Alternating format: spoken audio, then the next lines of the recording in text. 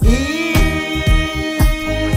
is wat aangaan in die nacht. Wat aangaan hier is wat aangaan in die nuus. Dat ek gauw vir julle die nuus voorlees. Kelly is nog steeds opgeswel soos 'n bees. 'n jaar na die tyd in Jocelyn is nog nie gevind. Michaela het bewys is 'n baas se mooiste kind. Die internet geskop van Michaela is 'n dish. 'n paar jealous bitches doen vir haar catfish. Rens is besig om die waarheid te praat en nou toer Kerry vir haar die mekaar. En sê nou maar ek praat kak van Jocelyn se maasie, dan klaar bewys haar beste vriend is Angoma. Boeta hoe dik, alles is 'n joke hoe die man kan lag. Ek hoop in die tronk laat hom leef op sy mag.